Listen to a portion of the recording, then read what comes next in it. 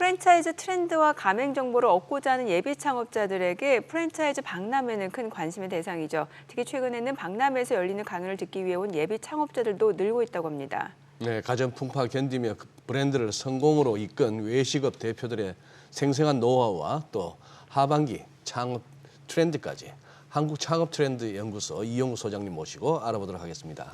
어서 오세요. 소장님. 네, 안녕하세요. 반갑습니다. 예, 네. 저희 프로에 또 처음 모시는 것 같습니다. 네, 반갑습니다.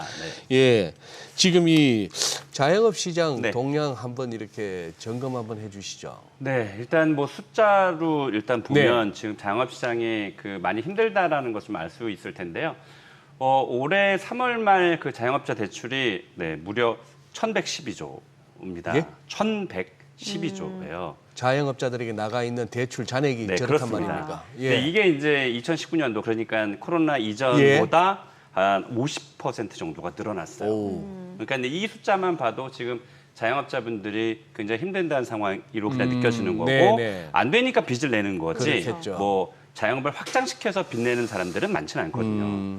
그리고 그 올해 1분기 말에 그 5대 은행 개인 사업자 연체 금액이 1조 3천억 원인데 예. 이것도 지난해 동기에 비해서 약 37%가 급증한 숫자입니다. 그러니까 그만큼 어렵고 또 이제 그 자영업자 연평균 소득이 2천만 원이 안 돼요. 그러니까 1년에 버는 돈이 1년에 버는 2천만 원이 안 됩니다. 1,938만 원. 이게 이제 2022년인데요.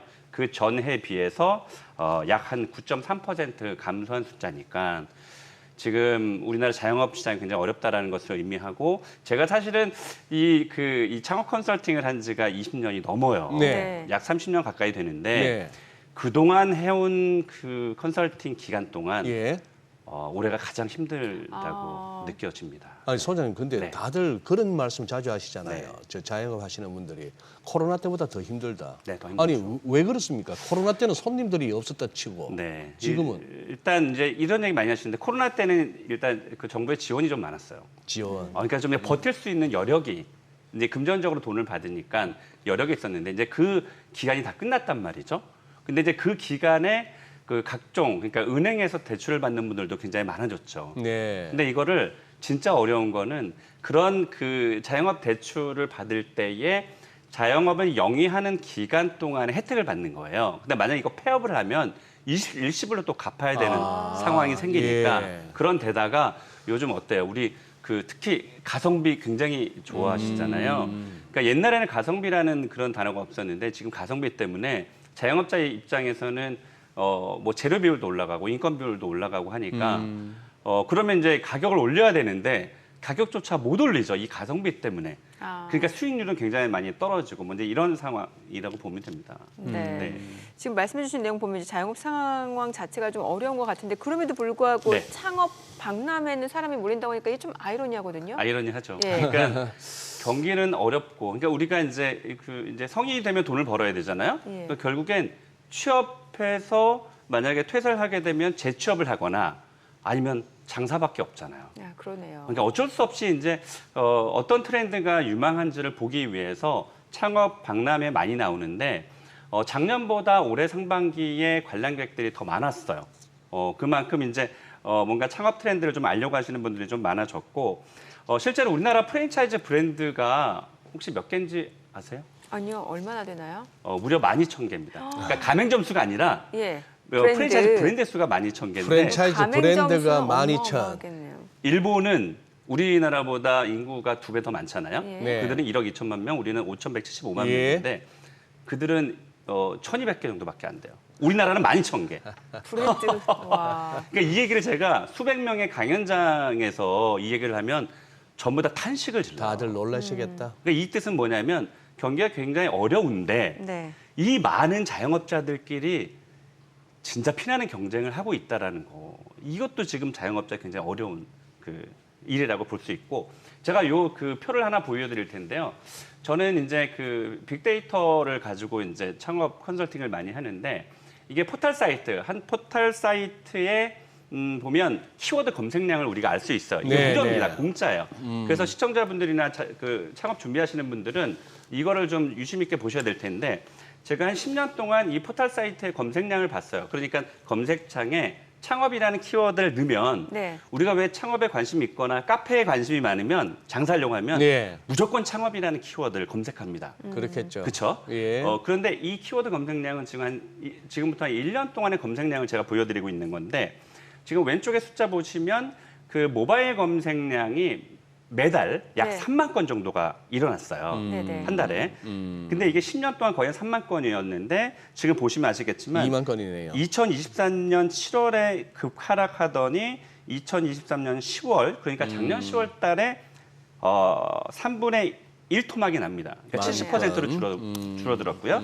이게 지난해 12월 달에 10,000 건으로 떨어집니다. 이게 네. 제가 30년 가까이 했다 그랬잖아요. 네. 10년 동안 이 데이터를 지켜봤는데 이런 경우는 처음이었어요. 처음입니까? 이 뜻을 그냥 아주 단순하게 비교를 해보면 네. 자영업자가 70% 30% 줄었다가 70%가 줄어들었다는 뜻이고 100명 중에서 70명은 아예 날아가 버린 셈이에요. 그러니까 이 얘기는 뭐냐면 그 자영업 시장이 잘 돼야지 인테리어, 간판, 시설짓기 비품, 주방, 특히 서울에는 황학동이 주방거리가 있거든요. 엄청 네네. 크거든요. 이제 그런 것들은 자영업자들이 창업 시장에 나오지 않으면 연쇄적으로 다 힘들다는 뜻이니까 창업 시장 전체가 지금 자영업자가 한 700만 명 정도 되는데 예. 거기에 이제 딸린 우리 식구나 가족들이 다 예. 같이 연관이 되어 있잖아요. 예. 그래서 이런 얘기 많이 하거든요. 자영업자가 살아야지 대한민국이 산다라는 게 이제 이런 뜻이거든요. 그러다 보니까 지금 자영업 시장 굉장히 어렵다는 건 대한민국도 어렵다라는 그 증거일 수 있습니다. 그렇죠. 어렵죠. 어렵죠. 예. 뭘 하나 하려 하면은 사실 대기업들 마트 들어서 보면은 가게 네, 힘들어지죠. 네. 뭐 조금 나름대로 이렇게 네. 레시피 개발해서 뭐 카페라도 열었는데 옆에 스타벅스 들어와버리면은 맞습니다. 아니면은 메가커피 같은 이런 것들 아주 뭐 저가 브랜드 들어와버리면은 지금 특정 브랜드를 말씀하셨는데 특히 여성분들의 로망이 카페 카페죠. 창업인데 네. 지금 제가 방금 전에 말씀드렸던 것처럼 이게 좀 경각심을 제가 드리는 건데요. 그러니까 아무나 창업을 하면 안 된다라는 경각심을 드리는 네. 건데 우리나라 프랜차이즈 브랜드가 12,000개라고 네. 했잖아요. 제가 전 세계 전수조사는 안 했지만 아마도 제 느낌엔 우리나라가 가장 많을 거예요. 그럴 것 같네요. 네, 그런데 지금 말씀하신 커피의 브랜드를 말씀하셨는데요. 네. 우리가 알고 있는 메가커피, 컴포즈커피, 백다방, 더벤티, 뭐 메머드 뭐 이런 굉장히 많은 카페 네. 브랜드가 있는데 예. 제가 퀴즈를 내드리겠습니다. 네네. 그렇다면 카페 프랜차이즈 브랜드가 몇 개 정도 있을까요? 우리나라에 네, 어려운데요. 어렵죠? 네. 한 1,000개 모르시겠죠? 한 1,000개 되나요? 한번 맞습니다. 예? 한 개? 그 진짜 정도예요? 놀라셨죠? 그 정도예요? 우리나라 공정거래위원회에서는 이 식음료를 그러니까 음료만 4가지로 분류를 합니다. 커피 전문점, 음료 전문점, 예를 들면 뭐 공차나 뭐 이런 것들, 그리고 아이스크림 빙수, 베스킨라빈스 설빙 같은 거, 그리고 제과제빵, 파리바게뜨 뚜레쥬르 같은 거 이렇게 4개 카테고리를 나누는데 네. 커피 전문점만 800개가 넘고요. 요 음료라는 곳만 100개가 넘고 그럼 벌써 2개 합쳐서 1,000개예요. 근데 보세요. 파리바게뜨 뚜레쥬르 같은 제과제빵에서 커피 팔아요, 안 팔아요? 팝니다. 팔죠. 그리고 뭐 베스킨라빈스 설빙 같은 데서 커피 팔아요, 안 팔아요? 팝니다. 팔죠. 얘까지 다 합치면 1,200개 정도가 나옵니다. 그래서 우리나라 카페 브랜드는 1,200개라고 지금 웃으시잖아요. 그러니까 그만큼 이거는 이론적으로 현실적으로는 불가능한데 이론적으로 제가 오늘 카페를 오픈했어요. 그럼 장사 잘 되잖아요. 네. 나머지 1,199개의 카페가 들어옵니다, 옆에. 이게 이론적으로는 가능한데 현실적으로 불가능하잖아요. 그러니까 내가 그 상권 분석을 할 때 현재 평균 매출, 우리 동네 평균 매출을 찾아보는 프로그램도 많거든요. 알 수 있어요. 근데 내가 그래서 이 상권에 들어갔단 말이에요. 네. 카페를 진짜 예. 오픈을 했어요. 네. 나머지 경쟁자 가만히 지켜보지 않죠. 무조건 옆에 들어옵니다. 그렇겠죠. 제가 이 말씀을 꼭 드리는 게 저희 시청자분들이 창업자분들도 계시겠지만 제가 드리는 말씀들이 건물주분들, 건물을 가지고 계시는 분들도 보실 텐데 네. 특히 5, 60대 정도 넘어가면 안정적인 돈 수입을 얻기 위해서 상가를 조그만 상가를 빚내서 사십니다. 네. 근데 이런 것들이 임차인들이 경쟁하고 사라지면 이 건물주분들도 큰일 나잖아요. 예. 그래서 오늘 이 얘기를 잘 들으셔야 될 텐데 네. 너무 안타까운 건 네. 우리 옛날에 어땠어요? 저도 50대지만 옛날에 상도라는 게 있었어요. 상도. 상도. 그래서 같은 건물에 같은 카페를 주지 않았고 그랬죠. 심지어 같은 건물의 임차인이 아니어도 옆 건물의 건물주와의 사이좋게 지냈잖아요. 네. 이런 얘기를 해요. 아니 우리 건물에 카페는 없지만 옆 건물에 카페가 있는데 어떻게 들어와요? 안 돼. 그래서 글쎄. 임대 차결 안 해줬단 말이에요. 그게 상도였죠. 지금 어때요? 메가커피, 컴포즈, 백다방, 이데아, 할리스 이런 것들이 같은 건물에 나란히 붙어 있어요. 그래서 이 뜻은 더 정말 어려워진 거예요. 그러니까 내가 잘해도 바로 같은 건물 옆에 다시 안 봐도 좋다라는 생각으로 그냥 들어와 버립니다. 다시 안 봐도 좋다. 그러니까 이게 진짜 어려운 상황이 되는 거예요. 그래서 너무 좀 서글픈 자영업 시장이 됩니다 지금. 네. 사실 저희 수요일 날 하는 이 코너가 이거 창업 예비 창업자들에게 이제 도움이 되자고 하는 프로인데 네. 그동안 이렇게 하면서 우리 출연해 주시는 우리 패널 분들도 네. 그냥 이렇게 장밋빛만 말씀하시는 게 아니고 좀 냉혹한 현실을 자주 말씀하셨어요. 냉혹한 자주 말씀하셨는데 때로는 야 저렇게까지 말씀하시면은 창업 의지가 꺾일 텐데 싶기도 하고. 네. 근데 또 현실적으로 현실적으로. 뭐라도 해야 되거든요. 네. 뭐라도 해야 되고 네. 아까 뭐 연소득 평균이 2천이라 하셨지만 2천이 안 되죠. 물론 잘 되는 쪽하고 못 되는 네, 쪽이 네. 평균이다 보니까 네, 네. 일반화할 수는 없지만 어쨌거나 평균적으로 봤을 때 난 그거라도 내가 벌어야겠다는 거 아닙니까? 그렇습니다. 그만큼 이제 절박한데 맞습니다. 그럼 이 창업 박람회라는 것을 갖다 좀 잘 활용을 해야 될 것 같고. 네, 맞습니다. 그럼 소장님 이거 이 상시적으로 열립니까?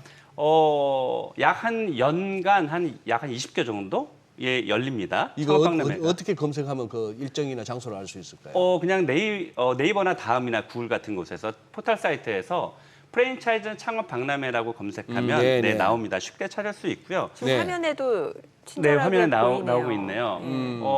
그러니까 1월부터 10월까지에 걸쳐서 하는데 서울은 한 8개, 올해는 한 7개 정도가 있습니다. 근데 나머지 서울의 창업 박람회가 이제 한 4개 정도가 남았고요. 뭐 부산, 광주, 뭐 수원 이런 각지에서 총 한 20곳 정도가 나오는데 그래도 역시 이제 프랜차이즈 브랜드가 많이 네. 참가하는 곳은 서울이죠. 서울이다. 네, 그래서 서울의 프랜차이즈 박람회를 이게 지금 제가 이제 강연을 프랜차이즈 창업 박람회에 매년 하거든요. 예. 하는데 예. 그 예전하고 많이 다르게 느끼는 것은 네. 그냥 뭐 전라도, 경상도, 제주도 할 것 없이 예. 많은 분들이 서울의 프랜차이즈 창업 박람회에 오셔서 브랜드를 보십니다. 더더군다나 많이 좀 달라진 게 건물주분들이 많이 오세요. 건물주분들이. 특이하죠. 왜냐하면 지금 공실들이 많아지면서 아하. 임차인들을 찾지 못하니까 본인이 예. 일단 경기가 좋아질 때까지 내가 일단 하겠다. 그리고 경기가 좋아지면 이걸 이제 임대를 주겠다는 분들이 많아서 지금 건물주들이 많이 오고 있는데 어쨌든 여기에 이제 창업박람회 예전에는 강연의 시간들이 별로 없었는데 지금 강연이나 세미나가 되게 많아졌어요. 그래서 실제 성공하신 분들의 네. 그 강연도 있고 저와 같은 이제 그 전문가로 분류하고 있는 강연자들도 많이 오기 때문에 우리 창업자분들이 강연도 들으시고 또 그 서울 같은 경우는 약 한 300개 브랜드가 참가하거든요. 그래서 많은 브랜드를 보시면서 창업 트렌드를 좀 힌트를 얻으셨으면 좋겠습니다. 저 또 높아심에 창업 박람회 갔더니 성공한 분들이 이렇게 하면 여러분들이 인생이 달라집니다. 제2의 인생을 살 수 있습니다. 대박 납니다. 뭐 이런 소리 듣고 덜컥 시작했다가 많이 그래요. 나중에 가서 안타까워요. 창업 박람회 가지 말았었어야 했는데 뭐 이런 소리 할까 봐 싶은데 아니 여기서 네. 이런 데 가면 또 이렇게 부품한 얘기가 나오는 거 아닙니까? 어떻게 우리가 그걸 좀 가려 들을까요? 지금 우리 선생님 말씀하셨던 것처럼 네. 제가 진짜로 안타까운 거는 네. 저도 이제 자녀가 있고 예. 근데 제가 이제 30년 가까이 하다 보니까 그 우리 창업자분들의 흥망성쇠를 많이 보잖아요. 그러시겠죠. 제가 강연 끝말미에 하는 얘기가 있어요. 창업은 전 가족의 운명이 걸려 있다. 이거는 예. 제가 이 얘기를 강연장에서 하면 되게 숙연해지거든요. 네. 숙연해져요. 네. 정말로 그 가족이 그 사업에 실패해서 가족이 완전 뿔뿔이 흩어지거나 아니면 정말로 잘못된 길을 가거나 하는 분들이 많은데 이게 정말로 안타까운 거는 우리가 프랜차이즈 창업박람회 가면 아까 제가 12,000개 브랜드가 있다고 했고 네. 그들이 다 참가하지 않지만 그들의 최대 과제는 뭘까요? 다점포예요. 그렇겠죠. 네. 엄청나게 많은 숫자의 점포를 늘리는 게 그들의 임무이기 때문에 그 사람들은 돈이 되니까 점포만 그렇습니다. 열면. 그렇습니다. 네. 이게 좋은 브랜드도 많지만 다 그렇다는 건 아니지만 네. 우리가 이른바 떴다방이라는 얘기 많이 하잖아요. 이 프랜차이즈도 빨리 사업을 시켜서 한 방에 그냥 M&A로 넘겨버리고 큰 목 챙겨서 그냥 탈출. 이런 사업자들이 지금 많아지고 있어요. 그래서 상담을 받으실 때 전부 다 믿지는 말아라. 제발 좀 전부 다 믿지는 말아라. 제발 좀. 이런 말씀 드리고 제발 좀요. 제발 좀. 특히 제가 진짜 안타까운 거는 착한 사람들이 많이 당해요. 이게 너무 가슴 아픈 거예요. 착한 사람들은 이제 귀도 얇고 또 그 박람회 같은 데서 다는 아니지만 영업 잘하는 사람들이 그 앞에 전면에 서서 영업을 하거든요. 예. 특히 용병이라는 사람들이 등장해요. 그러니까 실제 이 프랜차이즈 본사의 직원이 아니고 네. 이게 프랜차이즈 박람회가 3일간 운영이 되는데 3일 동안만 고용하는 예. 영업만 하고 빠져버리는 이런 곳들도 있기 때문에 주의해야 되고 그리고 이제 창업 세미나는 반드시 제가 듣기를 바라고 또 프랜차이즈 브랜드 옥석을 좀 가리셔야 됩니다. 그 공정거래위원회 가맹사업거래 사이트 들어가면 우리나라 12,000개의 프랜차이즈 브랜드의 내용을 다 알 수 있기 때문에 그것을 좀 살펴보시기 바라겠습니다. 네, 알겠습니다. 오늘 내용 네. 잘 들었습니다. 고맙습니다. 고맙습니다. 네, 고맙습니다.